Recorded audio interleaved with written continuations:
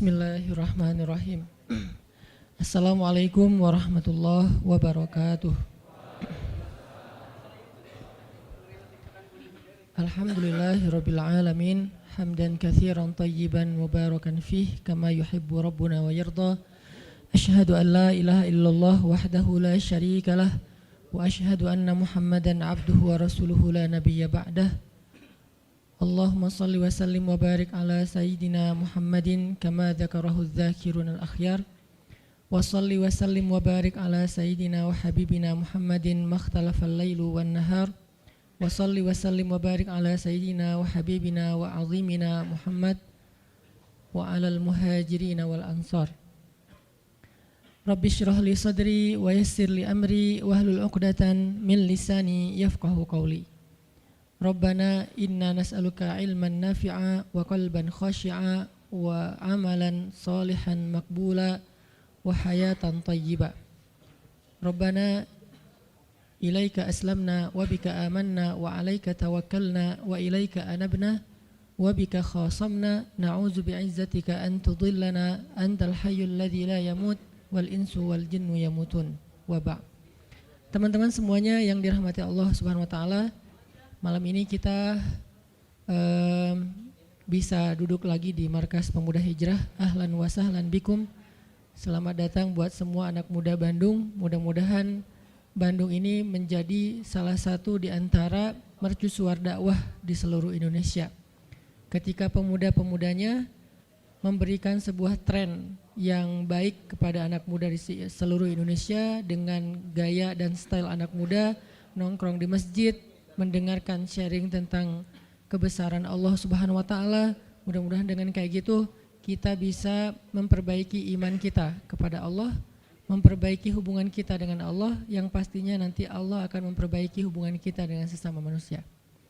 Jadi kaidah dasarnya, siapa yang memperbaiki hubungannya dengan Allah, man aslaha ma bainahu wa bainallah aslahallah ma bainahu wa bainan nas. Siapa yang memperbaiki hubungannya dengan Allah, Allah perbaiki hubungannya dengan manusia. Manusia di sini termasuk keluarga, tetangga, masyarakat, bahkan dengan pemimpin dengan rakyatnya, antara satu golongan dengan golongan yang lain, satu agama dengan agama yang lain, itu semuanya diawali dengan islah ma bainana wa bainallah, memperbaiki urusan antara kita dengan Allah Subhanahu wa taala. Jadi ketika anak muda secara tren mulai berbondong-bondong datang ke rumah Allah untuk balikan sama Allah, maka Allah Subhanahu wa taala akan memperbaiki juga urusan mereka di kantornya, di kampusnya, di sekolahnya, di gedung dewannya, di istananya, dan seterusnya dan seterusnya. Dimulai dari kita balikan dulu kepada Allah Subhanahu wa taala setelah selama ini kita mutusin Allah tanpa kita sadari. Selama ini kita cuekin Allah tanpa kita sadari. Selama ini kita anggap Allah bukan prioritas dalam hidup kita tanpa kita sadari. Sehingga dengan tren anak muda mulai datang lagi ke rumah Allah, sujud sejajar antara kepalanya dengan kakinya, dan beristighfar ngajak Allah untuk balikan dalam kebaikan-kebaikan, maka Allah itu Maha Pengampun lagi Maha Penyayang. Teman-teman semuanya, malam ini kita sharing tentang diam. Benar gak sih? Benar ya? Tentang diam. Dan saya gak mau ngebahas dari sisi fikih, hukum diam, terus nanti ada juga yang bertanya tentang hukum puasa diam, puasa gak ngomong, dan seterusnya. Karena memang dakwah saya agak sedikit menghindari perdebatan fikih. Kita akan coba renungkan beberapa kisah tentang diam yang ada di dalam Al-Quran. Setidaknya ada 4 apa 5 gitu kisah tentang amazingnya diam itu di dalam Al-Quran. Yang menurut saya nih, setelah saya coba tadabbur beberapa ayat tentang kisah diam ini dalam Al-Quran, ternyata sama, poinnya tuh sama di antara semua kisah. Bahwa diam kalau kita lakukan itu tepat dan kita punya alasan yang jelas, maka diam itu akan menjadi jalan lahirnya keajaiban dalam hidup kita. Jadi jalan munculnya keajaiban dalam hidup kita. Banyak orang yang berbicara untuk membela diri. Padahal kalau dia diam, Allah yang bela dia. Kita ngebela diri kadang-kadang gak ngaruh. Karena pembelaan diri kita tuh dianggap subjektif. Tapi kalau Allah yang bela dia, Allah punya banyak cara dan Allah menggenggam hati manusia. Sehingga ketika misalnya kita ribut dengan seseorang, setelah kita menjelaskan duduk perkaranya, kita ngejelasin yang sebenarnya terjadi apa, udah cukup diam. Dan jangan melanjutkan perdebatan. Kenapa? Biar nanti sisanya Allah yang akan beresin. Nah ini butuh apa untuk bisa kayak gini nih? Butuh iman. Karena kalau kita imannya lemah, kita kayak agak meragukan Allah bakal ngebelain kita. Padahal kita dalam posisi yang benar, mungkin kita akan terus-terusan bela diri. Kita akan tulis panjang sampai di scroll, kita akan narasi dengan kata-kata, kita akan berdebat, kita akan kerahkan semua teman-teman yang bisa ngebelain kita akan cari semua argumen, kita akan cari semua kesalahan dia dibalikin. Semua cara ini adalah cara orang untuk membela diri dengan cara berucap. Ternyata di Al-Quran Allah pernah menceritakan kepada kita cara membela diri dengan diam. Bahkan kadang-kadang ketika kita membela diri dengan berucap, justru Allah menjauhkan dirinya dari kita. Allah pergi. Kenapa Allah pergi dari kita, berpaling dari kita? Karena saat kita membela diri dengan berucap, dengan ngomong, dengan broadcast, dengan komen, dengan bikin caption dan seterusnya, kadang-kadang di dalam kata-kata kita itu ada hal yang justru gak benar. Ada yang bohong terpaksa gitu. Akhirnya gara-gara pengen bela diri kita jadi bohong. Gara-gara pengen bela diri kita jadi cari-cari kesalahan orang lain. Gara-gara pengen bela diri kita jadi buka aib. Gara-gara pengen bela diri kita jadi melebih-lebihkan sesuatu yang harusnya gak kayak gitu. Artinya justru karena kita berucap, karena kita ngomong malah jadi salah. Akhirnya orang gak respect, Allah lebih gak respect lagi. Sehingga malam ini kita pengen belajar tentang gimana cara menjemput keajaiban ketika kita punya masalah dengan seseorang lewat diam. Mungkin teman-teman sering mendengar hadis yang disampaikan oleh para penceramah, para ustadz. Hanya mungkin malam ini kita akan lebih banyak ngambil contoh. Karena saya pikir narasi-narasi ideal berupa ayat dan hadis udah banyak yang menyampaikan. Tapi membawanya dalam contoh konkret daily kehidupan kita itu mungkin gak semua orang aware. Karena emang kehidupan orang beda-beda. Apalagi misalnya seorang ustadz yang mungkin jarang main sosmed. Dia gak tahu masalah di sosmed itu apa. Seolah-olah sosmed itu bukan realitas hidup. Padahal kita tahu anak muda Indonesia main sosmed sehari gak kurang dari 6 jam. Berarti ada 6 jam realitas kehidupan kita yang jarang dibahas dan dibimbing dengan bimbingan agama Allah, Al-Quran dan hadis. Kenapa? Karena realitas ini kurang difahami oleh sebagian guru-guru, oleh sebagian ulama yang mereka emang agak gak terlalu akrab dengan sosmed. Mereka gak akrab dengan yang namanya Instagram, YouTube, Twitter, Line apalagi. Karena Line ini anak mudanya mungkin ABG banget kan. Jadi agak-agak kurang akrab. Kalaupun mereka pakai itu hanya karena soleh banget kali ya. Karena soleh banget jadi mereka pakainya sebatas sekedar share ceramah doang. Jadi gak main. Bukan pemain sosmed lah. Sekedar menggunakan sosmed sebagai media panggung ceramah. Udah share. Itu juga kadang-kadang yang nge-share-nya admin. Jadi gak ngulik gimana cara itu kurang ngulik. Padahal realitas sosmed itu udah jadi realitas daily kehidupan kita. 6 jam kita ada di sosmed dan 6 jam itu tetap waktu yang akan dihisap oleh Allah. Bukankah selain harta, selain tenaga, selain amal, waktu juga akan dihisap? Maka waktu kita 6 jam itu apakah tidak ada hubungannya dengan agama? Ada banget. Sehingga saya mencoba untuk semampu saya bareng dengan kita semuanya belajar. Bisa nggak ya kita jadi smart netizen? Atau dalam kehidupan sehari-hari bisa jadi smart citizen dengan sikap diam. Gimana sikap diam citizen, smart citizennya? Lagi di jalan, ketika orang lain mungkin bikin kita bete, bikin kita emosi, bisa nggak kita diam? Di rumah ketika kita berselisih dengan pasangan, bisa nggak kita diam? Di kos-kosan ketika kita digedor-gedor terus minta uang kos-kosan sama bu kos, bisa nggak kita? Itu mah ngumpet ya. Salah contohnya. Ya gitulah pokoknya. Jadi kita akan coba bahas diam ini dari angle daily kehidupan kita. Karena saya lebih suka kayak gitu biar langsung praktis bisa dipakai. Memang hadis-hadisnya banyak. Salah satu yang paling terkenal, man kana yu'minu billahi wal yaumil akhir falyakul khairan aw liyasmut. Cuman contohnya doang yang beda-beda. Narasinya sama, kontennya sama.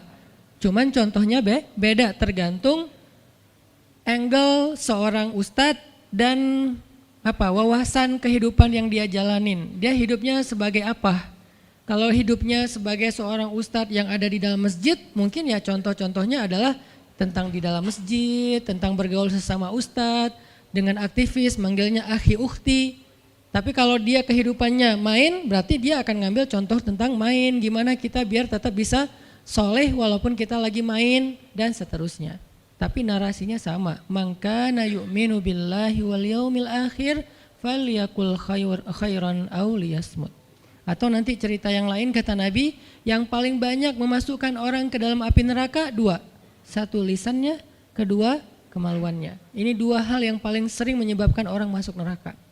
Kalau kemaluannya kita tahu artinya dia hawa nafsu, syahwat. Kalau lisan ini ngomong, justru gara-gara kita ngomong banyak, kadang itu jadi kayak pemberat timbangan keburukan kita dan itu tuh rugi gitu. Makanya kita perlu belajar, bukan saya ngajak kita, kita diam aja seharian. Kayaknya agak kurang fair juga ya. Dan saya juga gak diam seharian. Susah kalau untuk diam seharian, apalagi sama keluarga, kan kita butuh ngobrol sama teman. Ya serealistis mungkin dan senatural mungkin. Cuman kalau lagi ada kasus bisa nggak nih kita diam? Terutama kalau lagi ada kasus. Terutama kalau lagi ada masalah. Dan saya yakin kita tuh pasti sering punya masalah dengan seseorang. Gimana caranya kita diam? Gimana cara Nabi diam ketika diomelin oleh Aisyah radhiyallahu anha? Ngomel, diam. Aisyah ngomel kepada Nabi, nggak menceritakan aib orang lain, nggak mencela, cuman ngomel karena lagi cemburu. Nabi diam. Beres Nabi diam, baru Nabi nanya, udahan Aisyah? Udahan. Terus Aisyah mau apa? Udah. Jadi nggak didebat sama Nabi. Padahal Nabi kalau mau mendebat, hadisnya banyak banget. Tinggal sesungguhnya saya bersabda, kan beres ya. Udah selesai, tapi kok Nabi nggak pakai hadis? Kok malah kita yang pakai hadis Nabi untuk mendebat? Sementara Nabi pemilik hadis nggak pakai hadis buat berdebat. Kalaupun beliau berdebat, perdebatan yang positif, perdebatan yang konstruktif, yang membangun, yang memberikan hasil yang insya Allah tetap menjaga akhlak.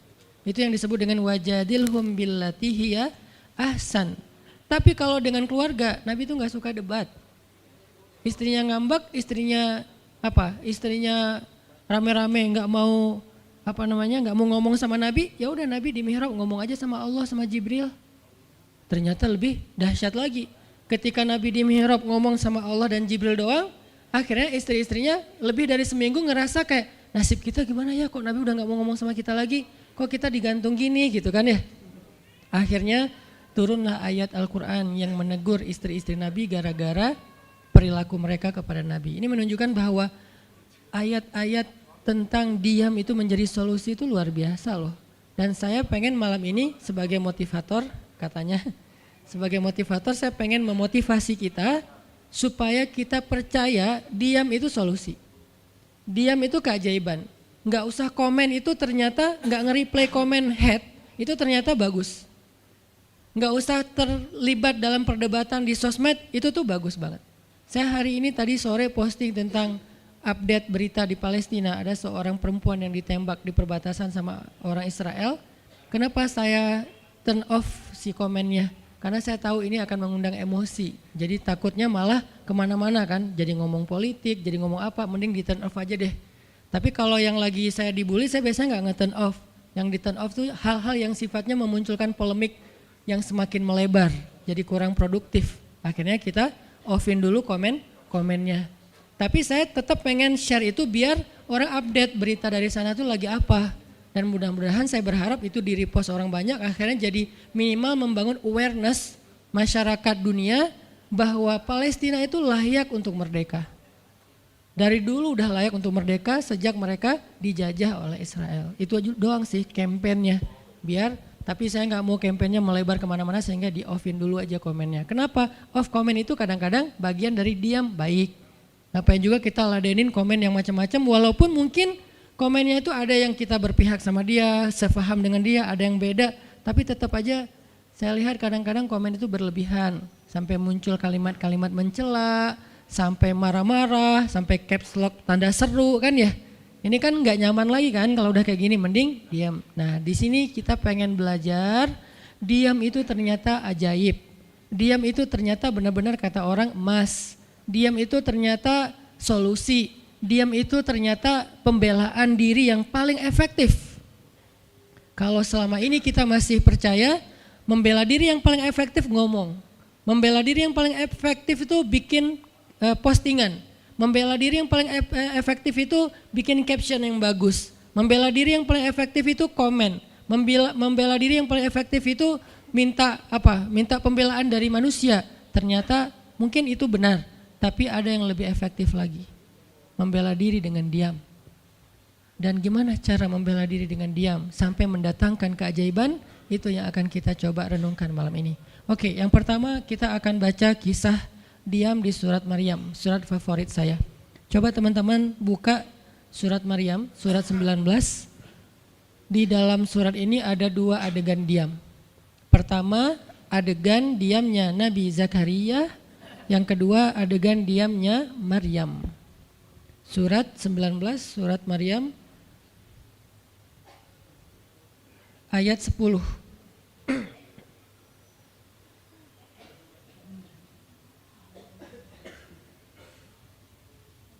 Sekaligus kita pengen belajar kalau kita lagi diam pas kita dicerca, ketika kita disakiti, ketika ada masalah dengan seseorang, kalau kita diam kita ngapain gitu kan gitu ya, nggak diam doang kan, kita ngapain. Nah di sini kita belajar surat 19, surat Maryam ayat 10 dan 11. Kita tilawah bareng-bareng ya, saya baca habis itu teman-teman ikutin.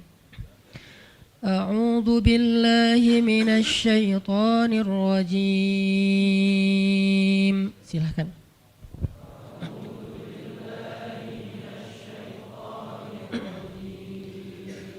Bismillahirrahmanirrahim.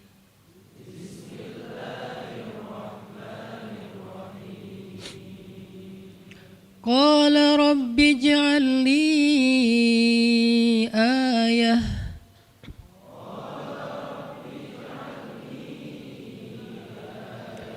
Qala ayatuka alla tukalliman nasa thalatha layalin sawiyya.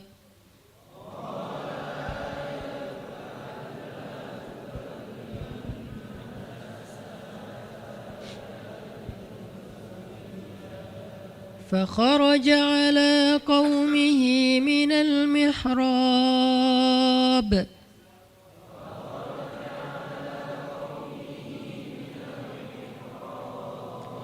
فأوحى إليهم أن سبحوا بكرة وعشيا.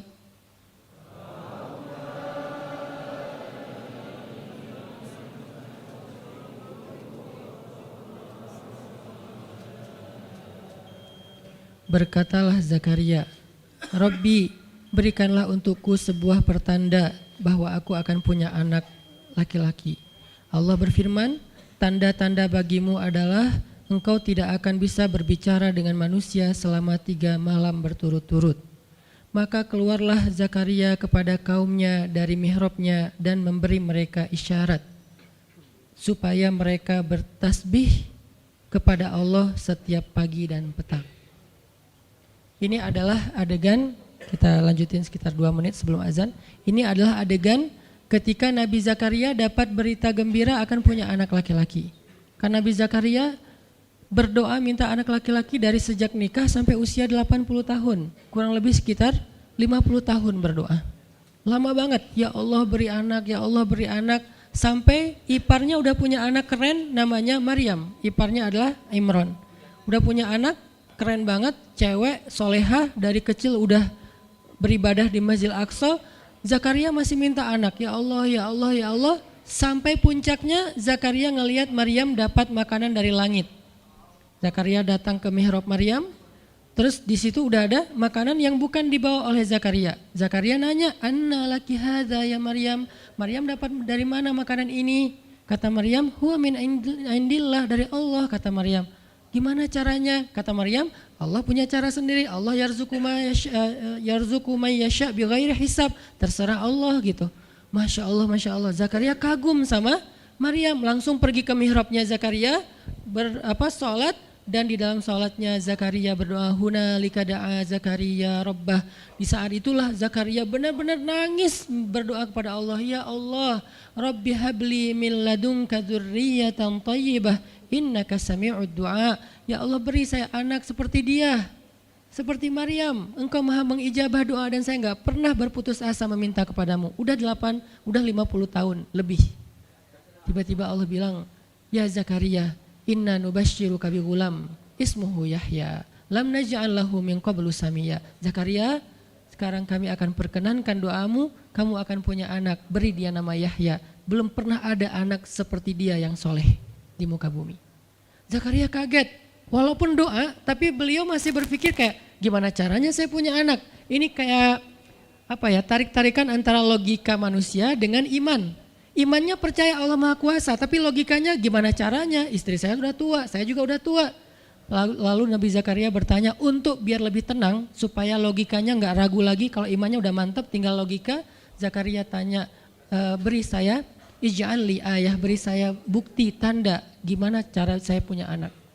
Kata Allah, tandanya alla tukalliman nas salasa layalin sawiyya. Kamu tiba-tiba nggak bisa ngomong. Kamu sehat, kamu nggak punya masalah, tapi kamu nggak bisa ngomong.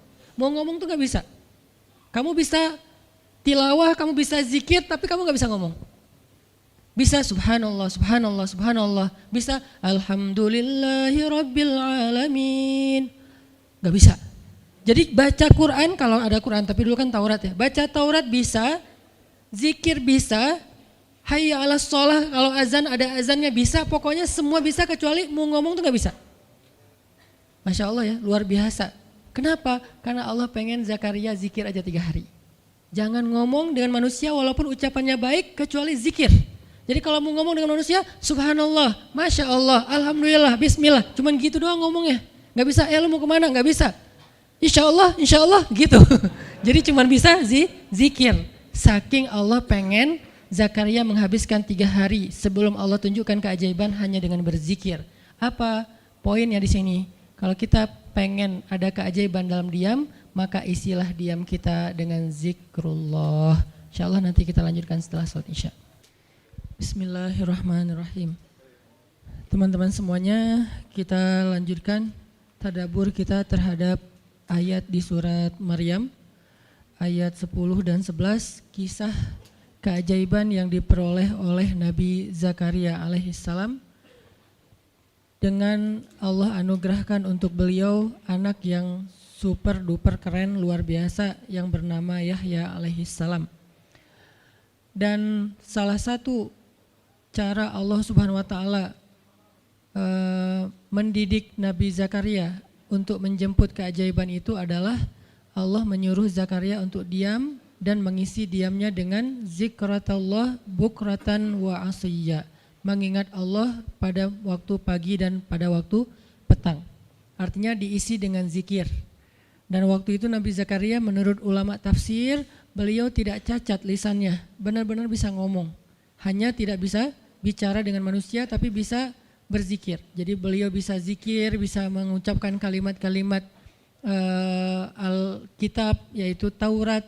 Beliau bisa membaca ayat-ayat Allah, beliau bisa mengucapkan kalimat bismillah dan seterusnya, tapi nggak bisa ngomong dengan manusia. Dan itu terjadi selama 3 malam. Dan akhirnya setelah 3 malam, Nabi Zakaria tiba-tiba dapat berita gembira kalau istri beliau hamil. Ini pelajaran penting banget buat kita. Kalau ini pernah berlaku terjadi kepada Nabi Zakaria, keajaiban dengan cara kayak gini, maka ini juga akan terjadi kepada kita. Itulah alasan kenapa kisah tersebut direkam dalam Al-Quran, supaya dia menjadi pelajaran hudan lil muttaqin. Itu kenapa Allah katakan Al-Quran hudan lil muttaqin, petunjuk bagi orang yang bertakwa, orang yang pengen memperbaiki diri, orang yang pengen dapat solusi. Muttaqin, orang yang pengen wa may yattaqillaha yaj'al lahu makhraja, dapat jalan keluar. Wa yarzuqhu min haitsu la yahtasib, dikasih rezeki yang enggak terduga-duga. Wa may yattaqillaha yaj'al lahu min amrihi yusra, diberikan kemudahan. Wa may yattaqillaha yaj'al lahu yukaffir anhu sayyi'atihi, dihapuskan semua dosa. Wa yu'dhim lahu ajra, dikasih reward yang berlipat-lipat. Maka siapa yang pengen dapetin keajaiban-keajaiban orang bertakwa itu, maka jadikanlah Al-Quran sebagai petunjuknya, hudan lil muttaqin. Nah, gimana cara kita jadiin Al-Quran sebagai petunjuk? Jawabannya juga ada di ayat yang sama, la raiba fih, jangan ragukan ayat-ayat Al-Quran, termasuk kisah-kisah yang ada di dalamnya. Sehingga kalau kita benar-benar percaya kisah Nabi Zakaria mendapatkan keajaiban dengan cara diam dan zikir, maka kita coba terapin itu dalam masalah hidup kita, insya Allah kita juga akan mendapatkan keajaiban dan kejutan seperti yang didapatin oleh Nabi Zakaria. Itu pesan poin yang ada di dalam ayat 10 dan 11 surat Maryam. Sehingga buat sebagian orang yang mungkin ngerasa selama ini sering disakiti, sering dicuekin, sering didebat, sering diapain, jangan terlalu diladenin.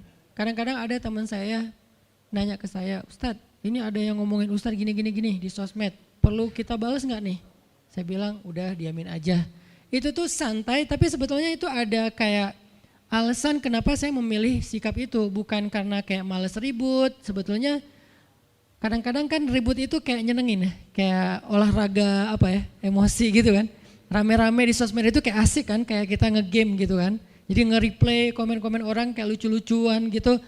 Saya pernah lihat Rachel V-nya bagus juga sih, ini bukan dalam hal negatif tapi positif, makanya saya sebutnya nama. Rachel itu kan main kemarin ke Australia sama New Zealand.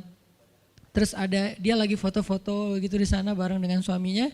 Tiba-tiba ada yang komen, Sel, lo nggak cocok di tempat itu, tempatnya bagus tapi gara-gara lo jadi kurang bagus gitu. Terus dia jawab, ya gue nggak cocok tapi dompet gue cocok, kata dia. Kadang-kadang perlu digituin juga sih ya, biar paham. Karena kata Ustaz Abdul Somad, sombong kepada orang yang sombong adalah sedekah. Tapi itu mah pilihan. Rasal memilih sikap santuy. Tapi dengan dia guyonin, kalau saya memilih sikap diam aja deh.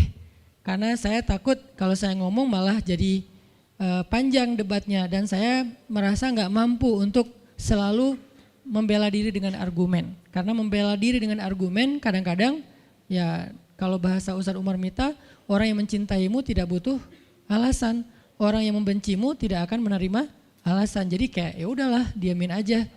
Ternyata dengan kita diam muncul aja keajaiban, banyak keajaiban. Jadi benar-benar saya percaya banget diam itu tuh keajaiban. Dan itu berlaku dalam dakwah, berlaku dalam masalah keluarga. Ketika istri lagi ngambek, dia misalnya komen panjang di sosmed, di WhatsApp misalnya, dia kayak misalnya namanya juga lagi ngambek ya, ngomong panjang di WhatsApp. Kalau saya sabar untuk diam, itu tuh beres dengan sendirinya dan akhirnya malah lebih baik. Tapi kalau saya kepancing, jadi kita balas-balesan. Sepanjang hari WhatsAppan terus nggak beres-beres, tapi hasilnya makin lama tuh tangan pegel, hati panas. Karena kayak pengen dia balas apa, oh balesin lagi, balas apa, balesin lagi, terus aja gitu habis energi dan kerasa gitu capeknya tuh luar biasa.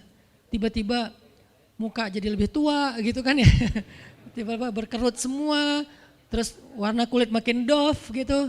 Ini gara-gara efek stres kali ya. Jadi intinya adalah jangan diladenin, diamin aja setelah kita klarifikasi fitnah. Kalau itu berbentuk fitnah, tetap kita butuh tabayun, klarifikasi biar tidak menyebar fitnah.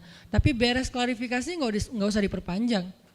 Berapa kali mungkin teman-teman ngelihat, mungkin saya pernah nggak ada apa-apanya sih dibandingkan Ustadz Felix. Kalau beliau lebih pro lah dalam masalah kayak gini. Kalau saya beberapa kali dibully di sosmed, pernah nggak saya ladenin? Hampir nggak pernah. Cuman klarifikasi maksudnya, udah beres, diamin aja, diamin. Sepahit apapun, sepanas apapun kalimatnya, yang kadang-kadang Ustadz nggak baca. Penasaran soalnya. Kalau kita diam karena nggak baca mungkin nggak ada challenge-nya kan. Ini baca komennya semua sampai ribuan itu satu-satu dibaca tuh. Oh gini ya, bisa gini ya orang ngomong teh. Terus aja dibacain satu-satu. Capek cari air putih, minum lagi, baca lagi gitu. Terus sampai beres dibaca itu. Mungkin 2 hari lah baru khatam. Saking banyaknya komen. Tapi mencoba lagi belajar, bukan udah jago enggak, sama sekali enggak. Mencoba lagi belajar, bisa enggak setelah udah panas banget, gergetan banget beberapa udah bisa banget tuh dibalesin, di replay. Jangan deh, ada yang udah di replay panjang, dihapus lagi enggak jadi. Kenapa? Karena masih belajar yakin diam itu keajaiban. Dan selama ini saya ngebuktiin diam itu emang keajaiban. Kenapa? Karena Allah pernah mengisahkan kisah Zakaria dan kisah-kisah yang lain bagaimana mereka dapetin keajaiban dengan cara diam. Ini yang kita coba pengen rubah sedikit persepsi kita. Enggak selalu bela diri dengan ngomong, kadang kita bela diri itu dengan diam. Enggak selalu kita dapetin keajaiban itu dengan hanya mengandalkan manusia, tapi justru kita dapetin keajaiban saat kita mengandalkan Allah Subhanahu wa taala. Itu tuh dahsyat. Yang kedua, sekarang setelah Nabi Zakaria dapat keajaiban anak yang soleh banget, sampai Allah kisahkan di ayat 13 gimana solehnya dia, 14, 15 dan seterusnya. Sekarang kita baca kisah kedua, yaitu kisah Sayyidah Maryam. Yaitu ada di ayat 26. Petikannya ada cuplikannya ada di ayat 26. Kalau kisah Maryam mah dimulai dari ayat 16 ya. Tapi yang masalah diam itu ada di ayat 26, 27, 28 dan 29. Bismillahirrahmanirrahim. Silakan.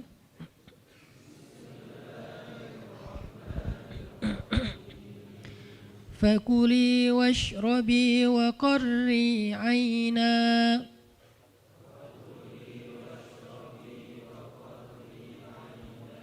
فإما ترين من البشر أحدا فقولي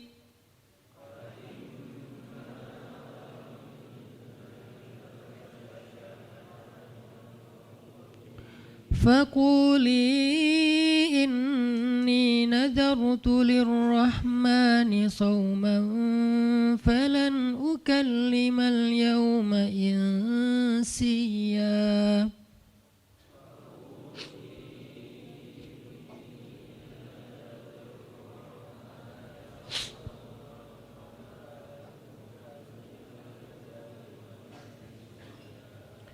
فأتت به قومها تحمله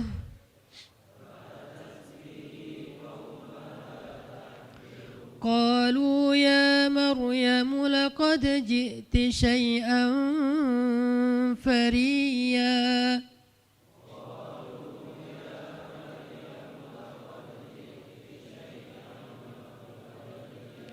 يا أخت هارون ما كان أبوك امرأ سوء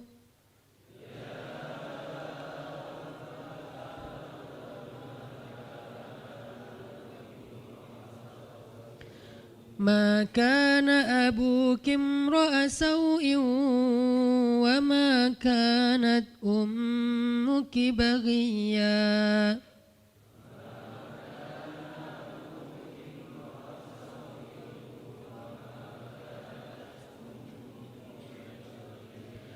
فأشارت إليه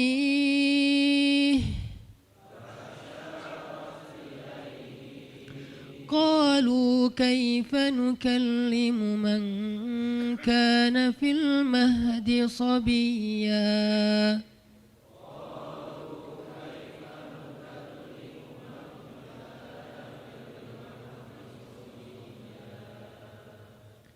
Dan maka makan dan minumlah dan bersenang hatilah engkau wahai Maryam. Dan jika engkau bertemu dengan seseorang, katakanlah sesungguhnya saya telah berazam untuk berpuasa pada hari ini dan saya tidak akan berbicara dengan manusia pada hari ini. Lalu Maryam pun datang kepada kaumnya sambil menggendong bayinya. kaumnya berkata, "Wahai Maryam, engkau datang kepada kami dengan membawa,"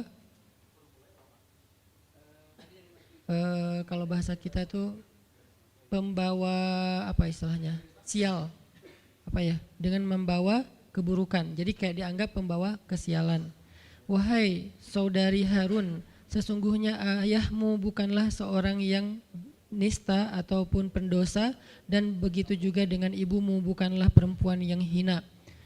Lalu Maryam memberi isyarat, fa'asyarat ilaih, memberi isyarat dengan menunjuk ke arah bayinya. Lalu mereka berkata, "Bagaimana kami akan berbicara dengan seorang bayi yang masih digendong oleh ibunya?" Maksudnya masih terlalu kecil. Ini adalah cuplikan adegan Maryam ketika baru pulang kampung. Jadi ceritanya di ayat sebelumnya, ketika kandungan Maryam semakin besar dan enggak bisa disembunyikan dari penglihatan manusia, Maryam pun pergi menjauh ke sebuah tempat yang tidak ada siapa-siapa. Fahamalathu fantabadat bihi makanan qasiyya. Dia menjauh, mengucilkan diri ke tempat yang enggak dilihat oleh siapa-siapa sampai melahirkan. Jadi kurang lebih sekitar 3 bulan 4 bulan Maryam enggak ada di Al-Quds, enggak ada di di Masjidil Aqsa dan sekitarnya. Dia pergi mengasingkan dirinya supaya tidak ada yang menghujat Maryam karena ngelihat perutnya sudah semakin besar dan dia enggak punya suami. Setelah melahirkan, akhirnya Allah perintahkan Maryam untuk pulang. Setelah Allah ngasih makan, minum dan kebahagiaan buat Maryam, fakuli washrobi wa qarri aina, dengan adegan korma yang menjatuhkan buah-buah rutop dan seterusnya, pulanglah Maryam. Nah, Maryam tahu ketika dia pulang dengan membawa bayi, dia pasti akan dihujat, dicela, dicaci maki, dibully oleh kaumnya. Lalu Allah memberi kepada Maryam bekal. Gimana cara ngadepin yang kayak gitu-gitu? Kata Allah, kalau kamu ketemu manusia, ketemu orang-orang, ketemu kaummu, bilang ke mereka, saya tidak berdebat hari ini. Saya enggak akan berdebat. Jadi dia tetap bisa ngomong. Tapi dia bilang, saya enggak akan berdebat. Saya enggak akan bicara dengan siapapun hari ini karena saya sudah bernazar untuk diam. Bilang kayak gitu kepada kaummu. Maka fa'atat bihi qaumaha tahmiluh. Maka datanglah Maryam kepada Al-Quds, kepada kota Al-Quds dengan membawa bayinya yang digendong. Datang. Baru dari ujung kota kelihatan Maryam, muncullah orang-orang Bani Israel semuanya rame di pasar-pasar mereka, semuanya menghadang Maryam. Maryam tiba-tiba dihadang di gerbang kota Al-Quds. Gak boleh masuk kota Al-Quds. Tadinya ada yang satu orang lihat, Maryam, langsung dia datang ke kota, dia umumkan ke semua orang, wahai Bani Israel, perempuan yang hina yang kita cari-cari sekarang sudah datang membawa bayi haramnya, membawa bayi selingkuhnya, membawa bayi hasil zinanya. Akhirnya orang-orang yang ada di Masjidil Aqsa, yang ada di rumah-rumah, yang ada di pasar, semuanya berkumpul di depan gerbang kota. Menghalang Maryam masuk. Kebayang gak perasaan Maryam? Padahal dia itu lahir di situ, dia beribadah di situ, ayahnya orang situ, ulama pula, pamannya Nabi pula di situ, tapi dia sekarang dihadang oleh semua penduduk Al-Aqsa, penduduk Al-Quds, Bani Israel. Ketika Maryam mendekat, mereka mengatakan, "Ya Maryam, laqad ji'ti syai'an fariya." Ini bahasa Al-Quran. Kalau aslinya lebih tercela daripada ini, karena ini bahasa Al-Quran yang tinggi, Allah menggunakan bahasa simbolik saja. Yang terjadi, mereka mencela Maryam. Mereka bilang, Maryam kamu pembawa sial, Maryam kamu perempuan hina, Maryam kamu tukang zina, Maryam kamu selingkuh, Maryam kamu ternyata pelakor, segala macam. Kebayang gak seorang perempuan yang mulia dituduh dengan kata-kata kayak gini? Sedih, pengen jawab, pengen bilang saya ini gak pernah berbuat dosa, ini nih Allah yang ngasih kepada saya gak punya suami dan saya diberikan anak yang suci dan segala macam. Enggak. Tanya kepada Zakaria kalau gak percaya, saya punya buktinya segala macam, enggak usah, diam aja. Maryam bisa ngomong kalau mau. Maryam by the way adalah perempuan secerdas Sayyidah Aisyah. Dia itu kayak Aisyah cerdasnya, kayak Khadijah bijaksananya, kayak Fatimah lembutnya, kayak Asia sabarnya.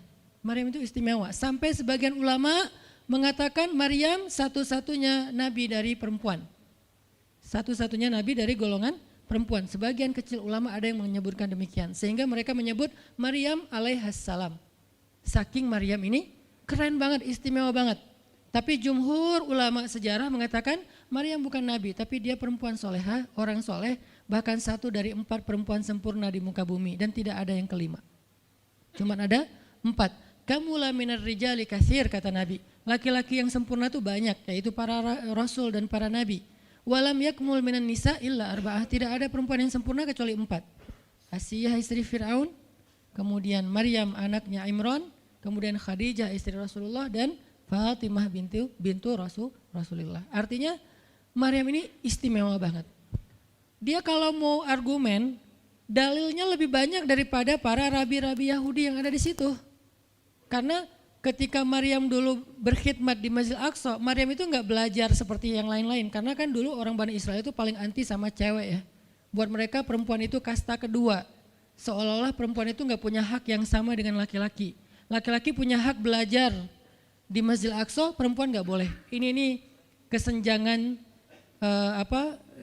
gender di masa Bani Israel dulu. Jadi kalau ada yang mau nuduh Islam sebagai tidak memperhatikan masalah gender, dia harusnya baca sejarah. Justru Islam, Al-Quran, Taurat, Injil mengangkat perempuan untuk setara dengan laki-laki.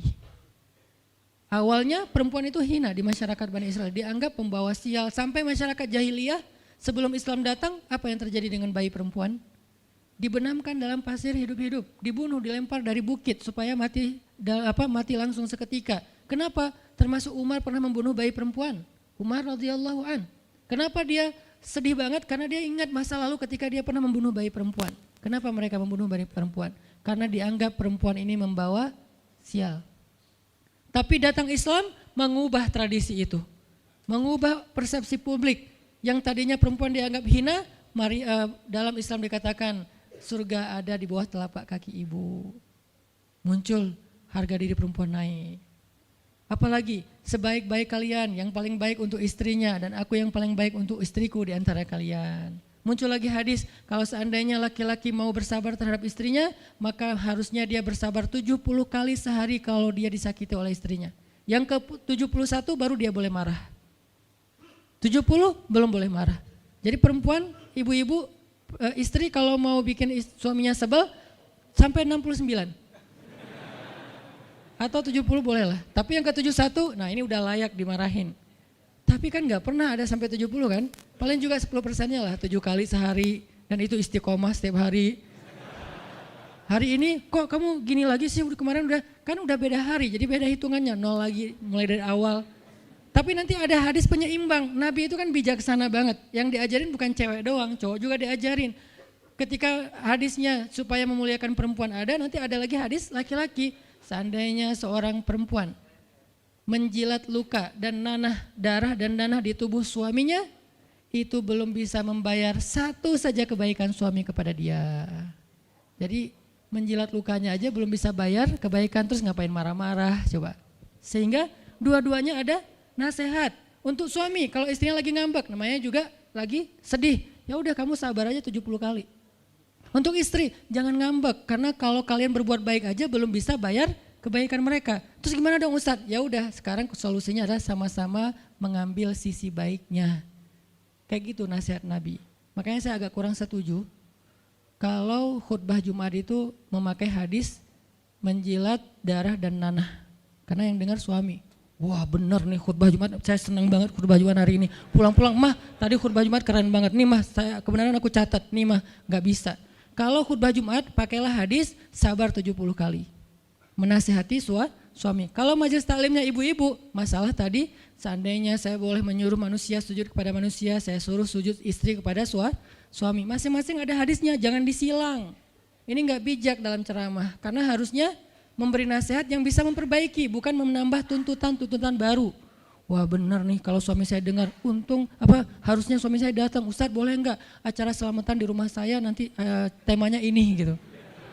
Kalau perlu ngundang Ustadz yang dia kenal, request dulu untuk ngemojokin pasangan, ini enggak bijak. Balik lagi ke cerita tadi, Maryam tuh pintar banget, cerdas banget. Dari kecil dia udah hafal Taurat. Ibarat anak sekarang hafal Quran. Dan lebih sulit ngafal Taurat daripada Quran. Kenapa? Karena bahasa Al-Quran itu sastra banget. Jadi ngafalnya itu kayak ngafal syair. Itu aja udah susah kan?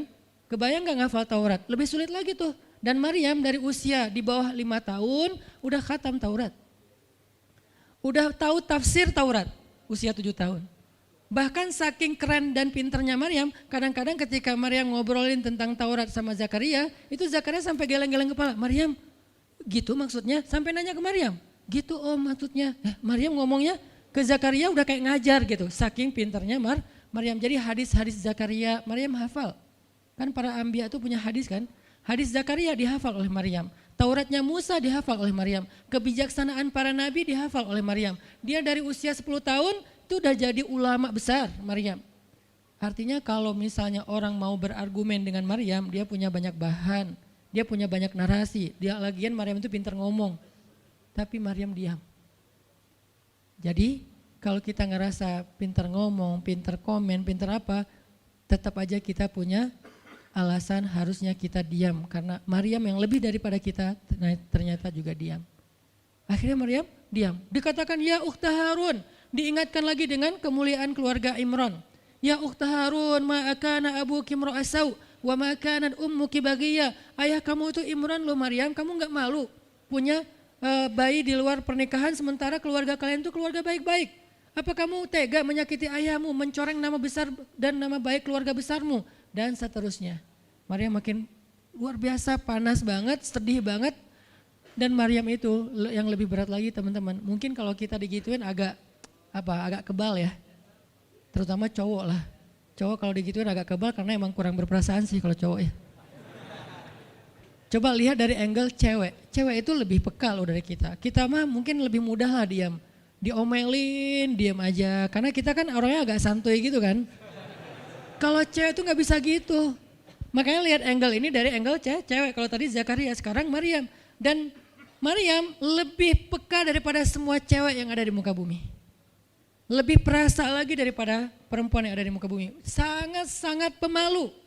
Saking pemalunya ketemu cowok keren, ta'awuz coba. Cewek itu perasaannya lebih dalam daripada kita. Jadi kalau misalnya cewek-cewek, Maryam tuh gak punya ketemu cowok keren aja dia ta'awuz.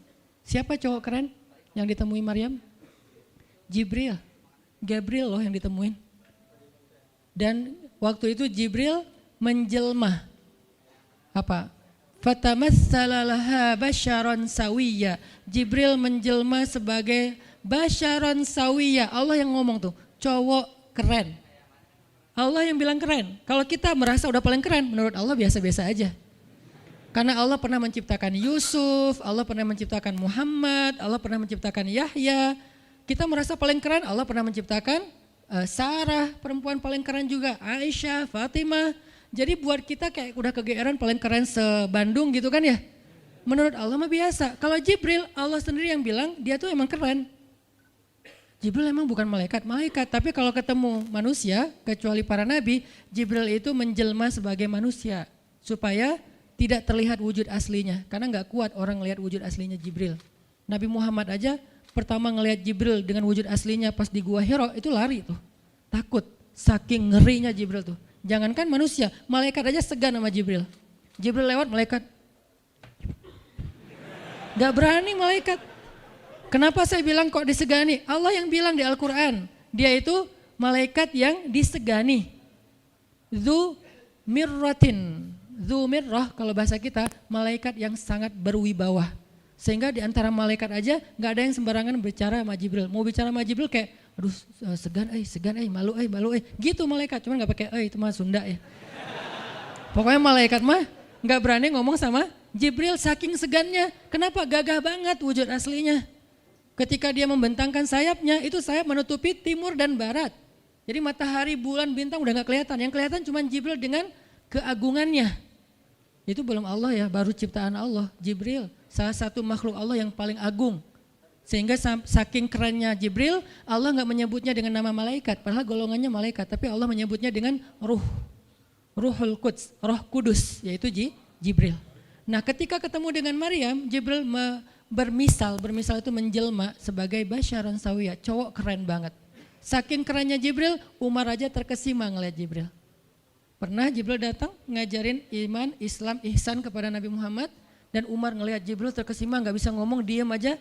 Benar-benar speechless banget nih Umar. Jibril udah pulang, baru Nabi nanya, Umar tahu gak itu siapa? Hah, apa Rasul? Gitu, saking masih kayak terkesima. Apa Rasul? Tahu nggak barusan siapa? Siapa ya Rasulullah? Saya nggak kenal orang itu, kok keren banget. Kata Rasul, itulah Jibril. Masya Allah, itu Jibril. Ya Alhamdulillah bisa ngeliat Jibril langsung, tahu gitu tadi. Gitu ya. Kalau bahasa kita mah udah langsung pengen foto-foto kan sama Jibril. Kebayang nggak cowok sekarang lihat Jibril? Baru lihat apa artis Korea aja kita udah kayak gimana kan, BTS atau apa, udah segala macam, udah guling-guling, udah gigit jari, baru BTS doang. Kadang-kadang nggak ngeliat BTS langsung, cuma lihat di TV doang udah aku nggak bisa gini, aku nggak bisa gitu kan ya. Belum ketemu Jibril loh. Jadi nggak ada lah artis sekeren Jibril. Baru Yusuf aja udah pada ngiris tangan, belum malaikat. Sampai ketika cewek-cewek ketemu Yusuf, mereka bilang apa? Ini bukan manusia, ini malaikat. Jadi gantengnya Yusuf tuh bukan ganteng-ganteng apa? Itulah. Ganteng kok hewan gitu kan. Ini ganteng-ganteng malaikat. Belum ada tuh film atau sinetron itu. Yusuf itu ganteng-ganteng ganteng-gantengnya tuh malaikat. Levelnya tuh level malaikat. Jadi kalau ada Jibril, ada Yusuf kayak, nih yang mana Yusuf, mana Jibril ya? Keren dua-duanya. Nah Jibril datang ketemu Maryam bukan di atas panggung rame-rame. Berdua coba, intimate banget kan. Kalau di atas panggung teriak-teriak gak keren lah, biasa aja. Ini tuh berdua, private banget. Di satu ruang kecil, berdua gak ada yang tahu, tiba-tiba Jibril berdiri di depan Maryam senyum dengan khas senyumnya malaikat yang mematikan gitu. Maryam pas buka mata lagi zikir ngelihat Jibril depan matanya keren banget. Langsung Maryam bilang apa? A'udzubillah. Wibawa banget kan Maryam? A'udzubirrahmani minka in kunta taqiyya. Jadi emang elegan sih orang-orang soleh itu. Dia langsung nunduk, dia bilang A'udzubirrahmani minka in kunta taqiyya. Aku berlindung kepada Allah yang Maha Rahman. Kenapa ngomongnya Rahman? Karena keren. Kalau enggak keren, a'udzubillah. Karena keren, a'udzubirrahman. Tapi masih ta'awuz, cuman pakainya Rahman karena Allah tuh Maha Pengasih yang udah bikin kamu tuh keren. Diksinya luar biasa ya. Maryam gak bilang a'udzubillahi minasyaitonirrajim. Enggak, ini enggak layak dibilang syaitan, ini terlalu keren. Jadi enggak bisa a'udzubillah, a'udzubirrahman. Berarti Maryam itu pinter. Sampai dia bisa memilih diksi Asmaullahil Husna. Dia enggak pakai diksi Allah, dia pakai diksi Ar-Rahman. Karena yang datang itu wajahnya tuh wajah orang baik. Tapi keren. Akhirnya a'udzubirrahmani minka in kunta taqiyya kata Maryam. Jibril juga elegan, faham maksud Maryam. Maksudnya kamu siapa? Itu pertanyaannya. Maryam gak nanya, kamu siapa ya? Enggak gitu. Kan gaya culun-culun kayak caper gitu kan. Kamu siapa ya? Aku ada salah sama kamu. Enggak gitu sih Maryam ngomongnya. Saking elegannya Maryam, dia nanya kamu siapa tapi pakai kalimat zikir. Keren gak sih? Kita kadang-kadang zikir, A'udzubirrahmani minka in kunta taqiyya. Artinya apa Mbak? Sama-sama gak elegan ya. Kalau Maryam sama Jibril dua-duanya elegan. Bahasa orang elegan tuh emang banyak kode sih. Jadi kita mah yang polos-polos kayak gini, yang remeh-remeh rempeyek gak jelas gini, ya gak akan paham kalau gak baca tafsir. Makanya kalau mau theater of mind, baca Quran itu pakai tafsir, pakai kisah, baru kita ngerti kondisinya. Oh gitu banget ya, dahsyat banget ya kejadian waktu itu. Jibril datang dengan wujud yang kerennya. Maryam pengen nanya kamu siapa? Kok tiba-tiba masuk ruangan saya? Tapi bahasanya A'udzubirrahmani minka in kunta taqiyya. Aku berlindung kepada Allah yang Maha Baik darimu kalau kamu takut kepada Allah. Maksudnya kamu siapa? Takut gak kamu sama Allah? Baru Jibril mengatakan saya adalah utusan Allah, berarti malaikat. Untuk memberi kabar kepadamu kalau kamu akan punya anak. Baru Maryam melihat, gimana saya punya anak? Ya udah ada obrolan nih. Dan mereka udah biasa aja, oh Jibril saya kira siapa, udahlah gak mungkin.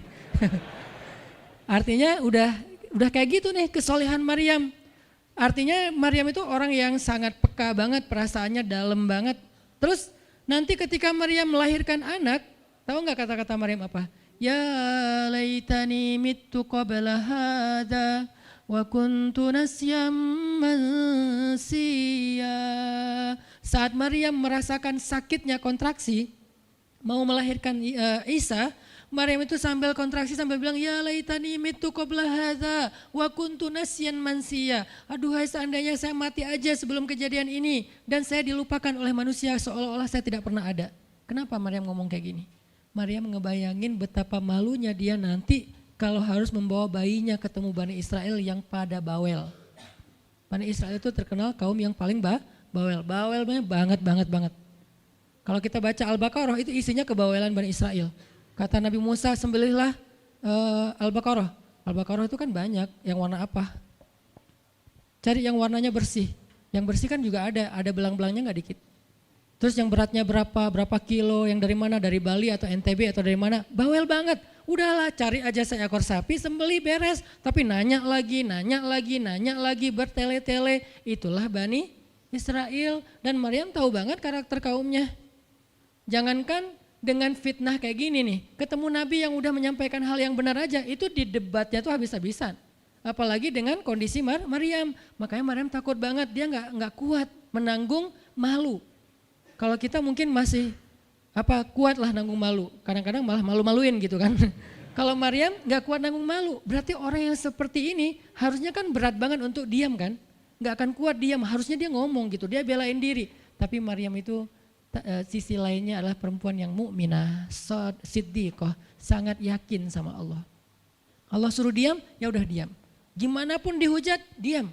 Kata Allah diam. Ya Allah mereka bilang saya itu berzina, diam. Ya Allah bilang ini anak haram, ini anak saya nih, anak yang mulia. Anak yang satu-satunya ketika lahir nggak disentuh setan di antara manusia loh. Satu-satunya manusia ketika lahir nggak disentuh setan. Nabi Muhammad setannya malah diislamkan. Beda, kerannya itu beda. Kalau Isa nggak disentuh setan. Kalau Nabi Muhammad setannya malah masuk Islam. Masing-masing punya keistimewaan lah. Tapi satu-satunya manusia yang lahir nggak disentuh setan cuman Isa. Kita semuanya pernah disentuh. Lahir langsung. Apa sih lo datang-datang ke dunia nambah-nambahin kerjaan gua gitu kan. Kita nih orang biasa, jadi pas lahir tuh udah ada langsung setan bisik-bisik, yuwas wisufi sudurin nas, makanya disuruh azan kan. Karena kenapa? Biar nggak dibisikin sama setan. Dan kalau bisa suara azan kita harus lebih lembut daripada suara setan, karena setan juga kayak nge-tricky gitu.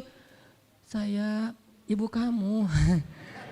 Anak bayi dinina bobokan sama setan, hiduplah iblis gitu-gitu kan. Jadi kayak di dokter nama setan, iblis itu keren, iblis itu soleh, iblis itu baik, tapi pakai bahasa nasyid. Lagunya tuh kayak akustik gitu, lembut banget gitu kan. Makanya suara muazin kalau azanin anaknya yang lembut, jangan azan Allahu Akbar, asyhadu alla ilaha illallah. Dia malas ke masjid nanti kalau udah dewasa. Kenapa? Gue malas banget dengan suara ini nih. Salahnya siapa coba? Salah ayahnya.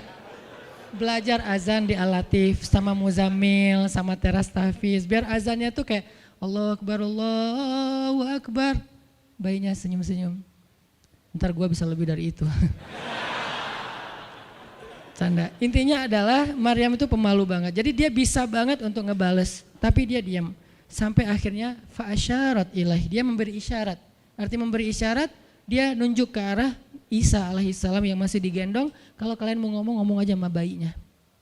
Allah yang nyuruh kayak gitu. Makin kayak marah dan makin menjadi-jadi orang Bani Israel ketika Maryam memberi isyarat nunjuk ke arah Isa. Mereka bilang, ya Maryam kamu udah gila apa? Sekarang kamu nyuruh kami bicara dengan bayi yang masih dalam gendongan ibunya. Benar Maryam tuh ternyata udah stres gila. Dia gara-gara ditinggal sama selingkuhannya sekarang dia jadi orang gila. Wah luar biasa tuduhan kepada Maryam.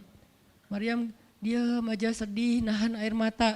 Tapi bukan emotikon yang menggenang air mata di sini ya. Nahan aja air mata sampai kemudian Allah datangkan keajaiban. Jadikan bayinya bicara. Qala Isa bicara. Panjang lagi omongannya Isa. Ibuku ini baik, ibuku begini-begini, saya itu hamba Allah, saya itu anak yang suci, saya itu begini-begini. Sampai beres baru mereka pada pulang karena mereka merasa terbantahkan semua tuduhan palsu mereka kepada Maryam. Masuklah Maryam, disambut mulia oleh beberapa orang. Maryam itu perempuan mulia, Allah mendatangkan dia sebagai keberkahan. Tadi dituduh pembawa sial, sekarang disebut pembawa berkah. Mulailah Maryam terkenal. Isa dididik, kemana Isa pergi, anak-anak kecil segengnya Isa pengen jadi temannya Isa. Gue temannya Isa lo, gue temannya Isa lo. Gak lama kemudian Isa jadi temannya Yahya. Ketika dia udah bisa main sama Yahya, main berdua sama Yahya. Kemana-mana berdua, Yahya, Isa. Tapi usianya agak jauh berbeda. Ketika Yahya udah masuk SD, Isa barulah lahir. Jadi kayak agak sekitar 7-10 tahun lah kurang lebih mereka jarak usianya, tapi pas Isa udah remaja mereka udah nyambung ngobrol. Nah, kelebihan masing-masing, kalau Yahya ini penghafal kitab Taurat, datang Isa, Yahya menghafal kitab Injil. Yahya Nabi, Isa Rasul, satu level di atas Nabi. Kalau Nabi mengikuti ajaran Rasul sebelumnya, kalau Rasul membawa ajaran baru. Jadi sebelum Isa lahir, Yahya mengikuti ajaran Musa dengan kitab Tauratnya. Setelah Isa lahir, Yahya mengikuti ajaran Isa dengan kitab Injilnya. Jadi bisa dibilang Nabi yang mengikuti dua ajaran Rasul, Yahya alaihissalam. Dia menghafal dua kitab suci sekaligus, Taurat dan Injil. Perempuan, Maryam radhiyallahu anha, dia menghafal kitab Taurat dan Injil dari anaknya sendiri. Inilah kisah Maryam yang mendapatkan keajaiban dengan cara diam. Terakhir, kisah Nabi Muhammad SAW ketika beliau bahasa lebih tepatnya, dalam tanda petik ya, biar nggak bisa disalahin, kayak didiemin lah sama istri-istri beliau, gara-gara istri-istrinya ngambek. Di dalam surat At-Tahrim, surat 66, coba kita buka, surat 66. Ini juga kalau teman-teman baca kisah surat ini tuh luar biasa ya. Kita kayak baca novel atau kayak nonton film, keren banget. Saya memang senang banget dengan sirah Nabi dan para anbiya, dan terutama kalau sirah ini berbentuk storytelling, bukan data sejarah ya, karena membaca data sejarah itu emang agak-agak liar sih.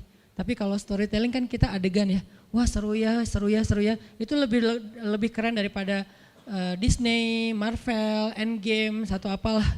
Lebih seru baca sirah kalau kita paham. Surat 66 ayat 4. Ayat 5. Ayat 5. Itu tuh ceritanya, saya langsung ke ceritanya aja.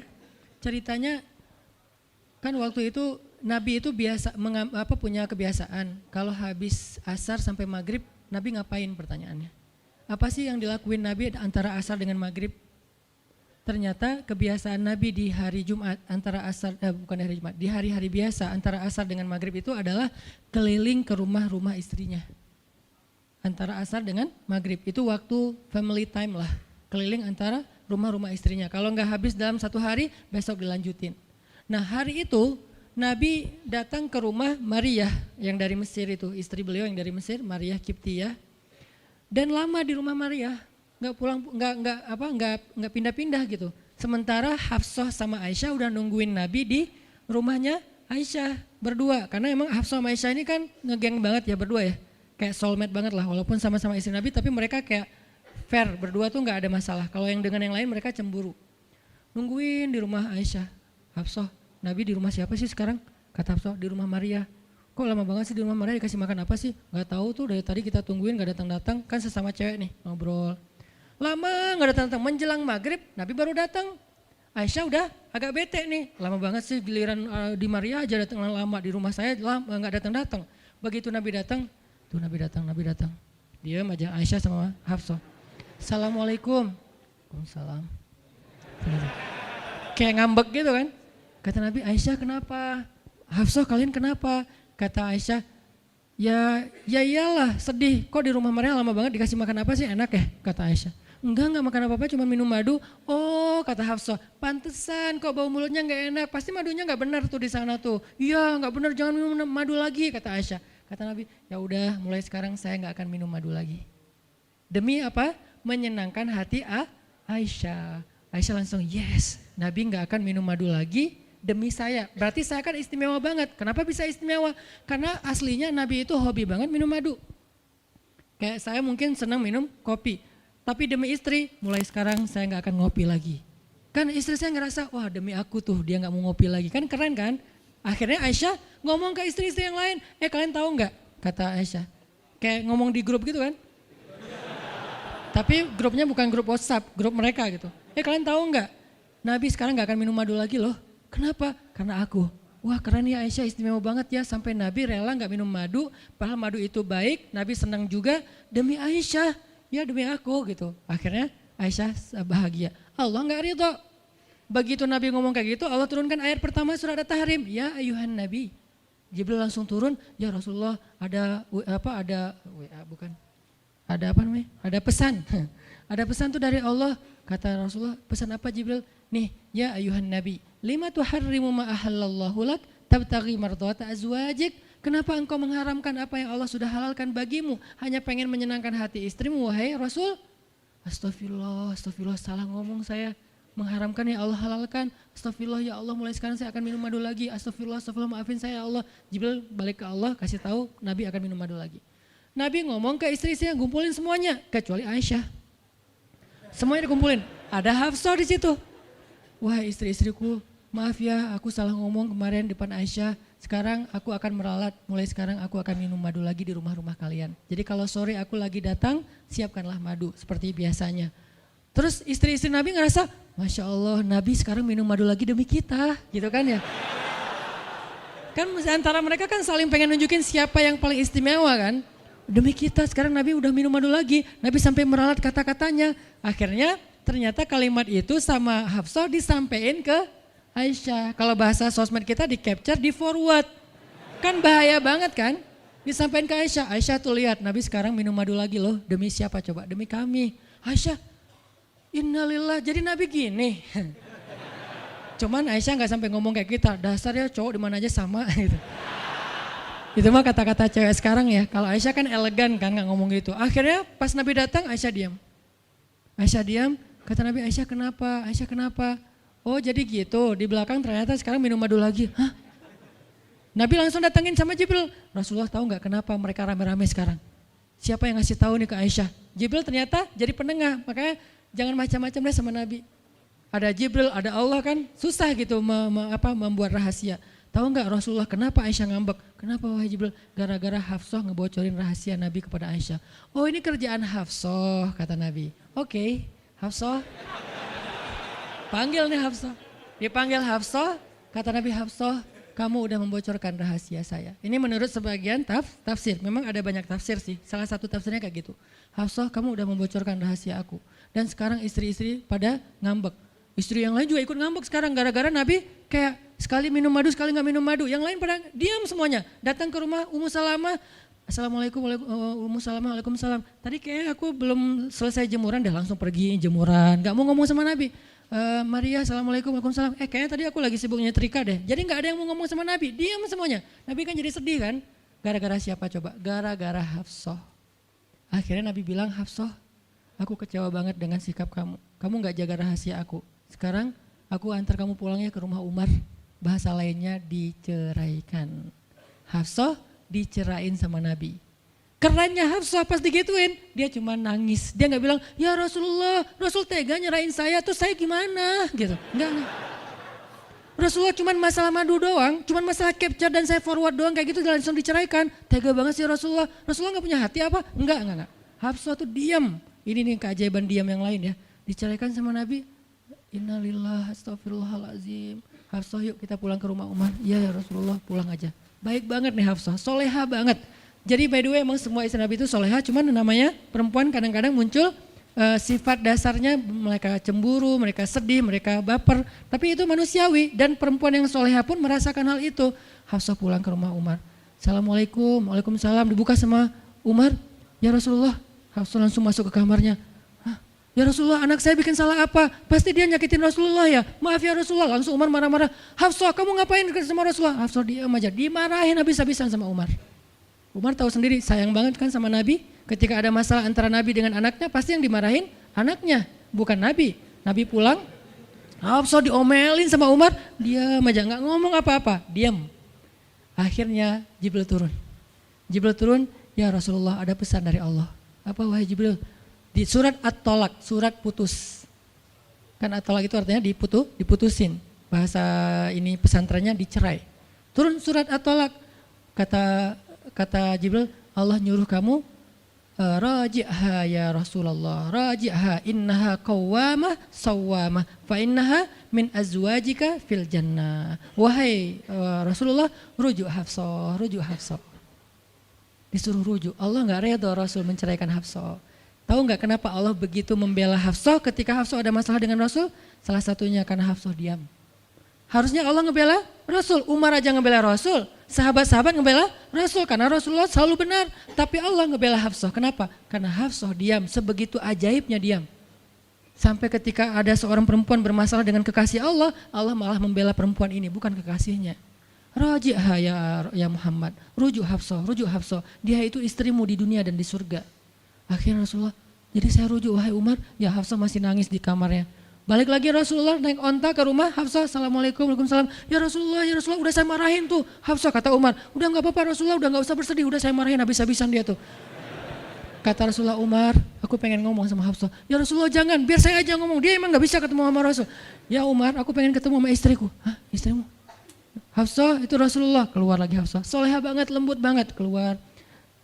Ada apa ya Rasul? Hafsah tuh gak marah-marah. Ada apa ya Rasul? Hafsah, aku pengen ngomong sama kamu. Umar diam bingung. Kata Rasulullah, Hafsah, aku ingin ajak kamu balikan. Romantis gak sih?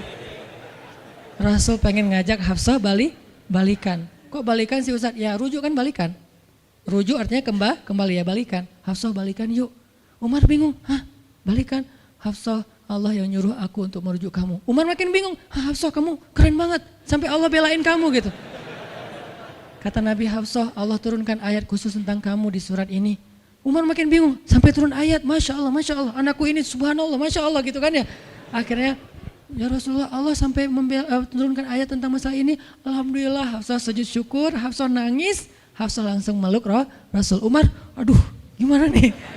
Udah beres gitu, Hafsah dibawa pulang sama Rasul, boncengan berdua. Hafsah boncengan sama Rasul. Naiklah mereka, mobil mereka yang bermerek onta itu. Gimana cara pulangnya? Di depan rumah Umar, Rasulullah langsung berlutut, langsung ngasih tangan buat Hafsah. Hafsah megang tangan Nabi, injak lutut Nabi, naik ke atas onta. Itu tuh romantis banget. Lalu Rasulullah bonceng Hafsah. Tadi kan cerita Hafsah dicerai sama Nabi itu kan heboh di grupnya istri-istri Nabi kan. Hafsah dicerai loh. Jangan-jangan kita juga dicerai. Soalnya Nabi udah gak mau ngomong sama kita. Astagfirullah. Jadi grup Nabi, istri-istri Nabi itu pada khawatir kalau mereka juga sama nasibnya dengan Hafsah. Pada bingung.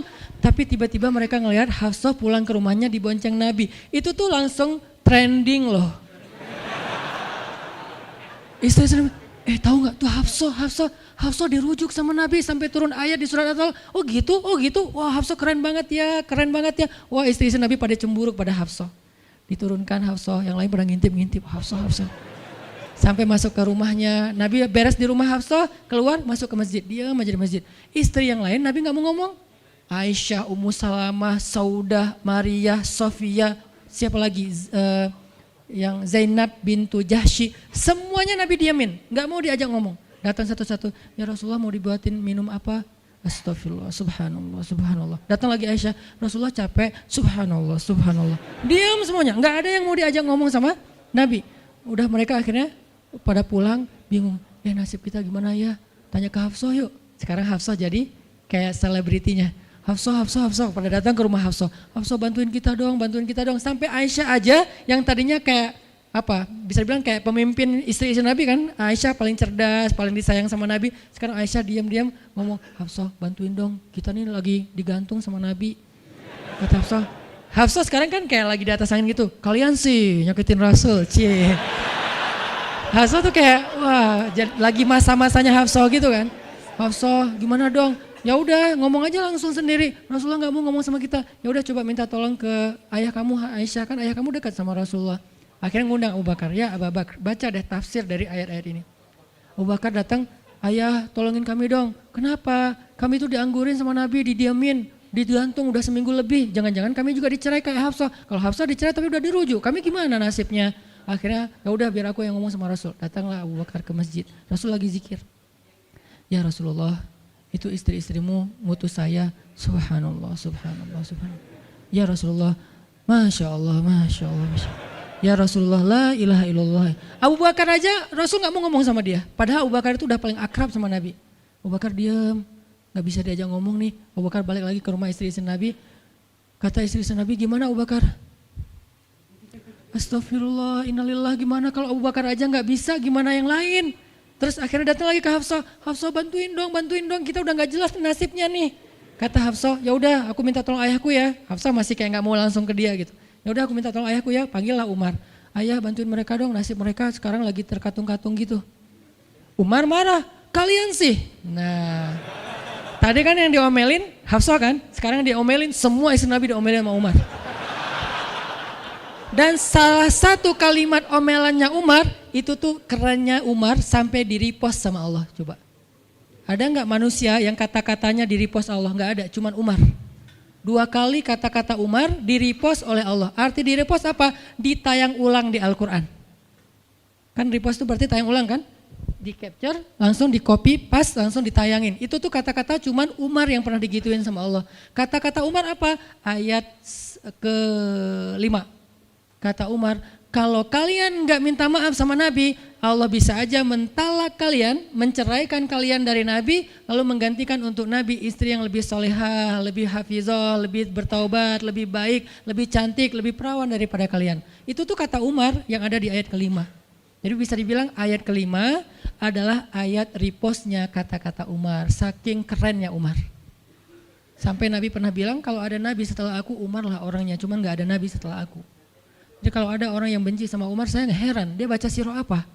Karena Umar tuh keren banget, Abu Bakar tuh keren banget. Kalau kita baca sirah mereka dahsyat tuh. Dan kalau ada yang bilang Umar sama Ali itu gak akur, aneh juga. Karena Ali memberi nama anaknya, yang pertama Abu Bakar, yang kedua Umar, yang ketiga Utsman. Ketika ditanya sama Umar, ya Abul Hasan kamu memberi nama mereka dengan nama-nama kami, kenapa? Kata Ali, aku berharap mereka jadi orang soleh seperti kalian. Terus gimana caranya? Ali ngasih nama Umar sementara dia benci sama Umar, gak mungkin dia benci. Masa ngasih nama orang yang dibenci kan? Dek namanya siapa? Namrud. Kok Namrud sih? Kan ayah saya benci banget sama Namrud. Datang lagi, dek namanya siapa? Iblis. Kok iblis sih gitu kan ya? Gak mungkin lah. Ngasih nama anak pasti karena sayang. Kayak saya ngasih nama Aisyah, Maryam, Mutia, Yahya, Ertugrul. Itu karena memang saya ngefans dan ngidolain banget dengan nama-nama ini.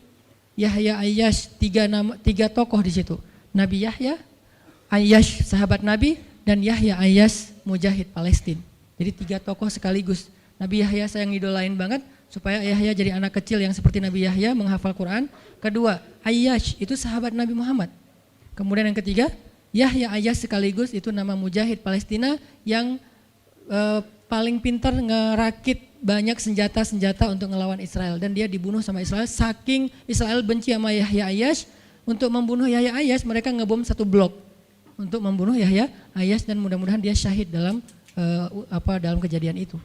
Artinya saya ngefans gitu. Ali juga kayak gitu. Balik lagi ke cerita tadi, akhirnya ngundang Umar. Umar datang ke Rasulullah. Ya Rasul, saya diutus istri-istrimu. Subhanallah, subhanallah. Ya Rasul, bicara dong, kasihan mereka kayak digantung. Ya Rasul, apakah engkau menceraikan mereka semua? Baru Rasulullah ngeliat ke arah Umar, Rasulullah tersenyum, Rasulullah bilang, enggak wahai Umar. Allahu Akbar, kata Umar. Dia langsung takbir, Allahu Akbar. Istri-istri Nabi dengar suara takbirnya Umar, itu pertanda, kode, berarti berita gembira. Istri-istri Nabi juga Allahu Akbar, rame gitu kan. Umar masuk ke rumah istri Nabi, wah Umar, busyra ya Umar, busyra berita gembira, wahai Umar, ya berita gembira, kalian tidak diceraikan oleh Nabi. Tapi jangan macam-macam lagi ya. Ya Umar, ya. Akhirnya sujud syukur semuanya. Beres sujud syukur, mereka bilang, kita masak-masak yuk untuk Rasul yuk, syukuran. Di rumah siapa? Ya di rumah Hafsah lah. Akhirnya mereka masak-masak di rumah Hafsah. Pas sudah beres masak-masak, mereka ngundang Nabi untuk pulang. Tapi yang berani ngomong sama Nabi cuman Hafsah, kita udah beres masak nih, minta dong Nabi pulang ke rumah. Ya udah tenang, biar aku yang minta. Hafsah datang, ya Rasulullah, kami masak-masak loh untuk Rasul, yuk pulang yuk. Ya Hafsah, udah beres Nabi zikir, sujud, beliau balik sama Hafsah. Sampai ke rumah Nabi, tenang, udah selesai lah urusannya. Apa yang terjadi setelah itu Ustadz? Udah gak ada riwayatnya, jadi gak bisa diriwayatin. Pokoknya beres itu mereka pun hidup bahagia selamanya. Apa pelajarannya di sini? 2 orang di sini dapat keajaiban lewat diam. 1 Hafsah, Allah suruh rujuk gara-gara dia diam. Kedua Nabi, diam aja sambil zikir sampai akhirnya Allah beri pelajaran yang berharga. Istri-istrinya yang tadinya ngambek serentak semuanya insaf bahasa kita, sadar dan mereka minta maaf kepada Rasulullah. Jadi kalau istri lagi ngambek, lagi ngomel, diam. Isilah diam kita dengan zikir. Tapi zikirnya bukan auzubillah minasyaitonirrajim, auzubillah. Jangan, dia bukan setan. dia hanya lagi ngambek. Subhanallah, Masya Allah, Alhamdulillah lah. Yang paling efek itu la haula wala quwata illa billah. Itu ngefek banget. Mudah-mudahan ini bisa menjadi penyemangat, motivasi untuk kita semuanya. Betapa kata as-samt, as-sukut, diam aja dalam Islam itu adalah kebaikan yang luar biasa dahsyat. Mudah-mudahan itu bisa jadi behavior, perilaku kita sehari-hari, perilaku kita di sosial media, perilaku kita di jalan, di rumah, dimanapun. Sehingga orang yang sudah hijrah, udah ngaji, mukmin, harusnya bisa menjadikan diam sebagai bentuk pembelaan diri kalau dia ada masalah. Barakallahu fiikum. Subhanakallahumma wa bihamdika asyhadu an la ilaha illa anta astaghfiruka wa atubu ilaik. Assalamualaikum warahmatullahi wabarakatuh.